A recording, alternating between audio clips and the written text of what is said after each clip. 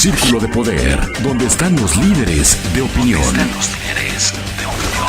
Círculo de Poder, donde están los líderes de opinión.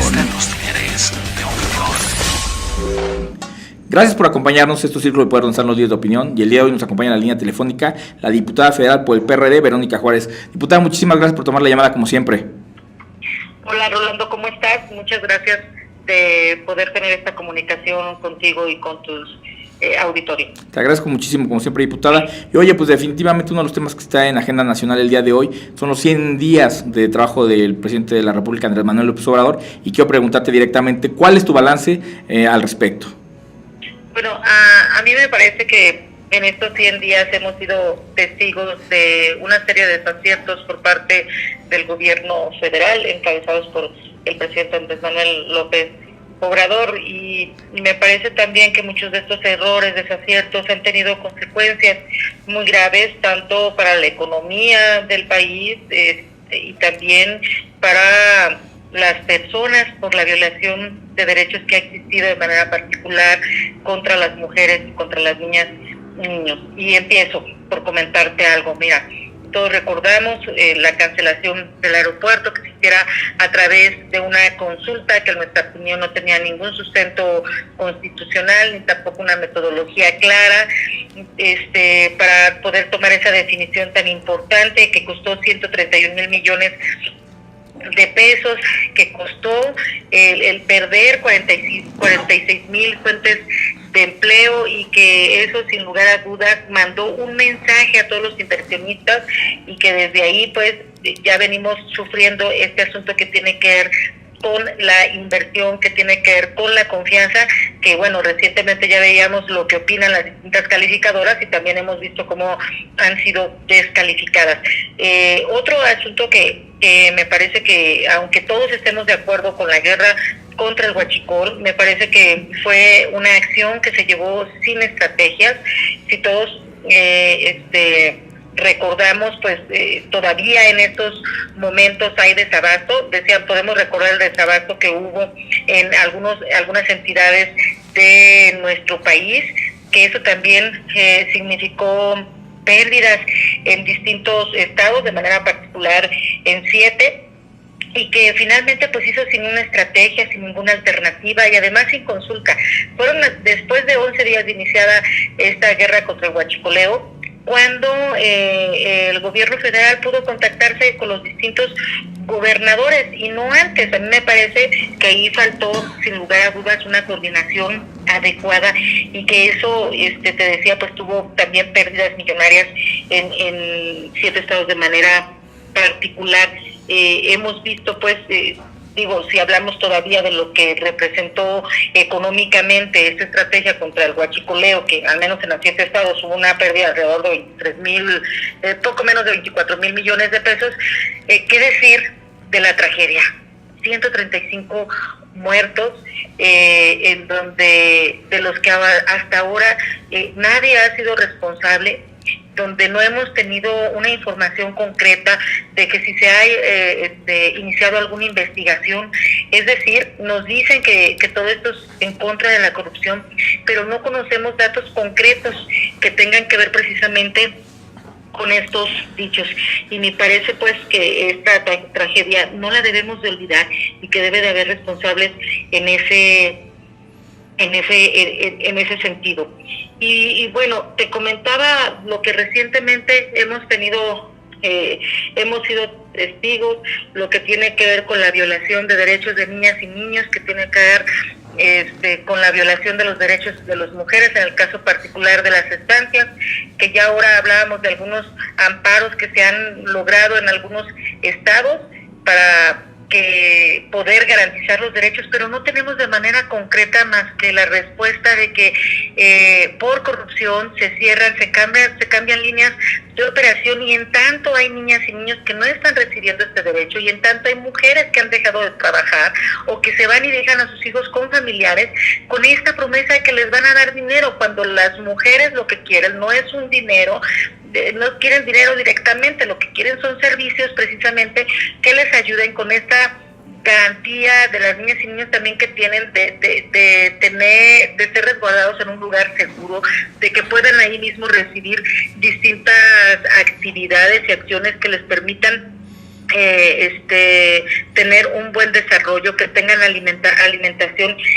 y demás, ¿no? Pero lo vemos eso, y vimos también el asunto que tiene que ver de manera particular con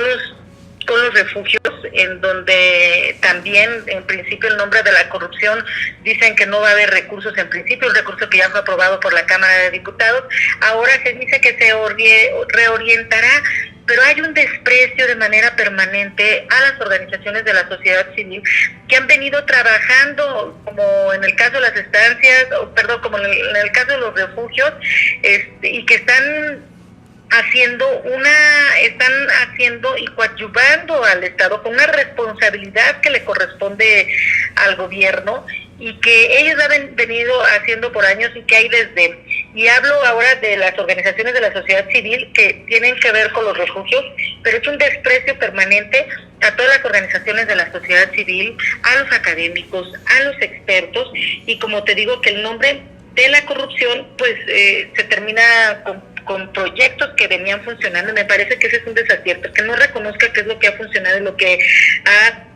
ayudado. Y por otra parte, bueno, en nombre de la corrupción se violentan derechos de mujeres y niñas, pero también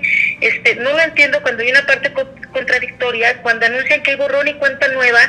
en el asunto del perdón a exfuncionarios que cayeron en actos de corrupción, y ahí sí tampoco vemos una actuación determinante. Vimos lo que tuvo que ver con la fiscalía, que al final de cuentas tenemos una fiscalía cardenal. Ahora lo que estamos haciendo con lo que apenas definió el Senado de la República, las propuestas que se enviaron al Senado, vimos el tipo de propuestas que tienen un conflicto de interés, en donde eran militantes, otras directamente de Morena, y pues ahora también tendrá ya una representante muy cercana en otro poder, en donde pues bueno, luego deja mucho que desear el asunto de la independencia con la que deben de actuar estos funcionarios, el atentado que ha tenido al pacto federal, cuando vemos ahora el nombramiento de los superdelegados, eso me parece también que ha sido otro de los desaciertos. La descalificación contra los órganos autónomos que finalmente sirven de contrapesos.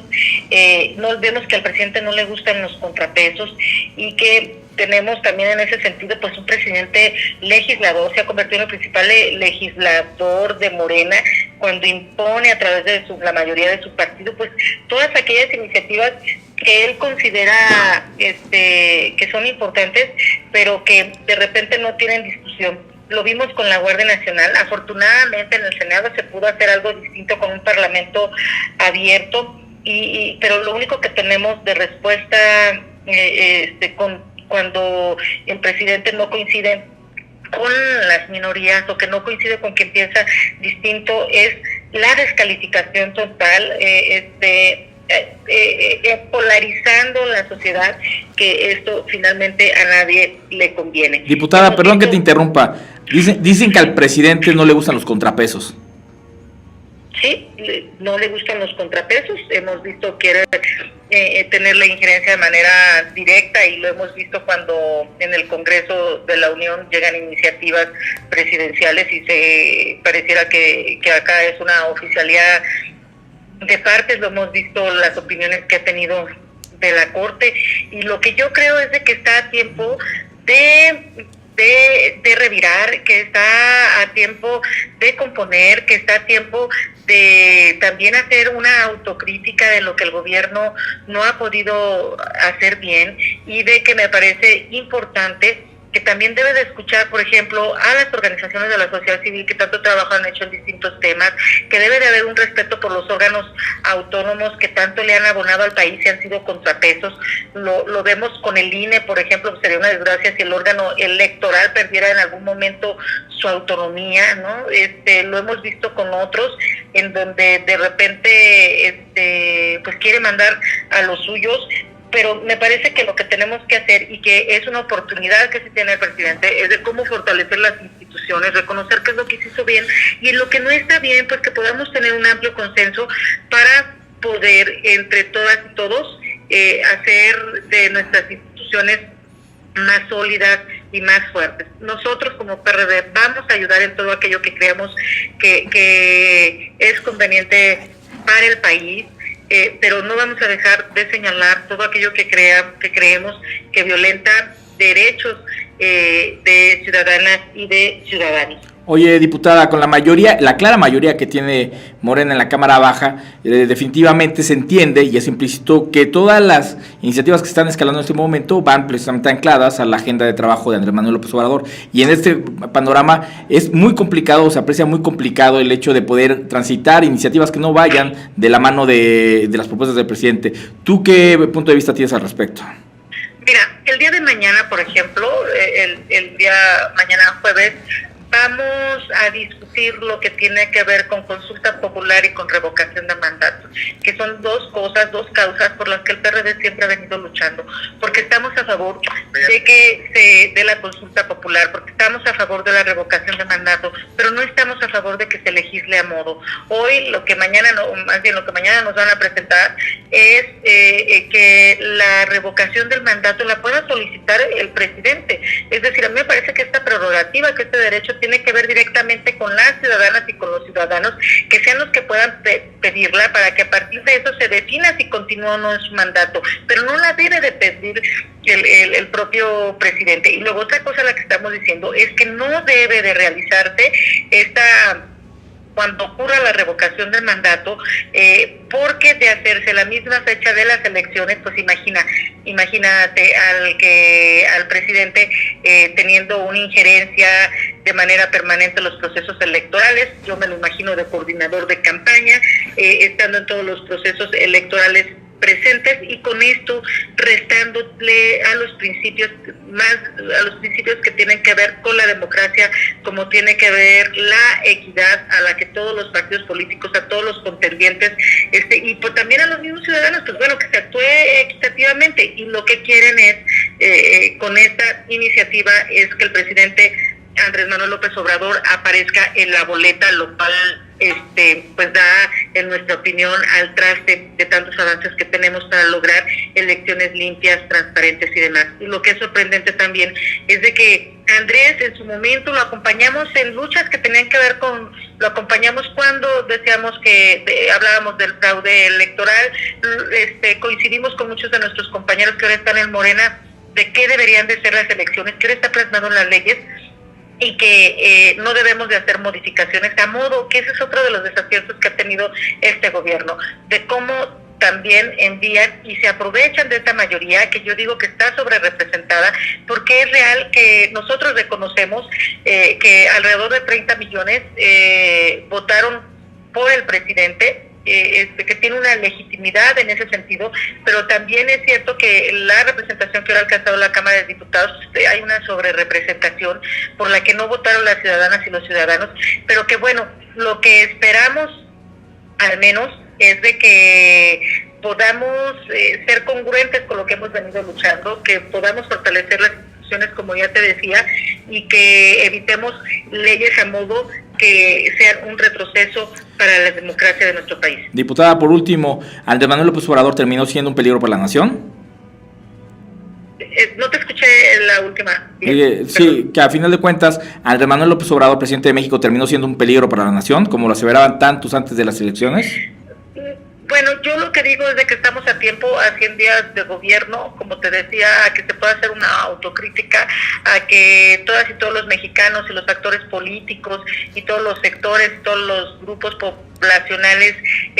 podamos abonarle y aportarle lo que sea necesario para que podamos tener un buen gobierno. Creo que eso es lo que quieren las mexicanas y los mexicanos e insisto, estamos a tiempo para que todos podamos decir que el cambio valió la pena.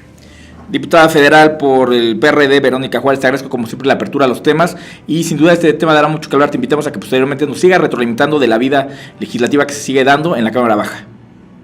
yo estoy a la orden y las veces que sea necesario, y un abrazo para todos y para todos. Te agradezco mucho, abrazo fuerte también. Hasta luego. Hasta luego. Eso es Círculo de Poder, continuamos. Círculo de Poder, donde están los líderes de opinión. Círculo de Poder, donde están los líderes de opinión.